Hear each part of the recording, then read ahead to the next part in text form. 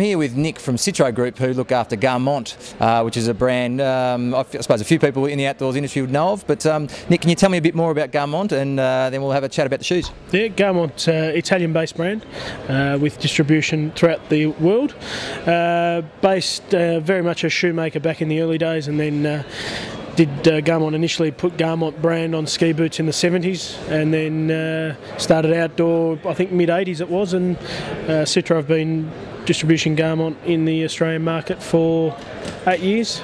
And it's changed quite rapidly in those 8 years, from a couple of leather boots made in Europe through to the range we see on the wall now, and going into some new stuff. So. Okay, now that new stuff, I've tested a few Garmont boots in my time, and always proved to be pretty good products. But you say the new product, which is actually adventure racing Correct. wear. Do you want to take us through a couple of the latest products which will be out this summer? Certainly. Yeah, so Garmont have gone into adventure running like a lot of the outdoor brands, branded under 9.81, being Newton's law of physics, or Newton's law of gravity, something like that. I should get those facts.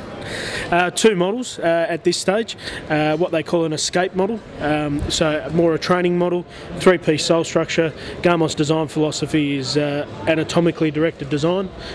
So, do you want to explain that a little bit for me? What's anatomically directed design? ADD for basically features that enhance the natural performance of your foot. So more room for your big toe, asymmetrical padding on thinner parts of your shoe versus thinner parts of your foot, etc.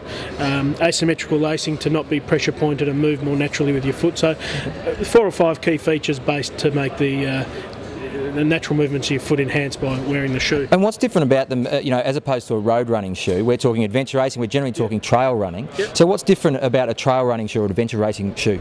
Look, ultimately it's more support through the outsole and midsole, as you can see there, and being done that way, a three-piece midsole, so you just normally get a bit more firmness. There's still a bit more of a hiking boot feel, that it has to be broken in. It's not a runner that you put on its comfort straight up. It's an element of that comfort, but it needs a day or two just to be moulded properly and things like that to your foot.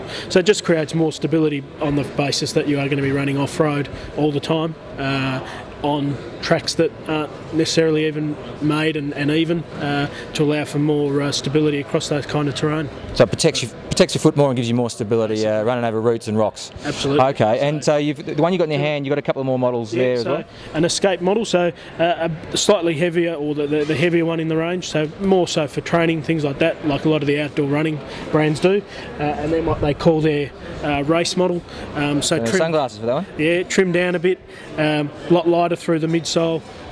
Yeah, so still offering the same support, but just at a lighter weight for your out-and-out racer, versus a training shoe, which no doubt can still be used for racing as well. So a few colours there, more colours to come. We're just waiting on samples to come through, but we'll hit stores October, November this year in the escape and race. So and where can people find out where to actually buy the shoes?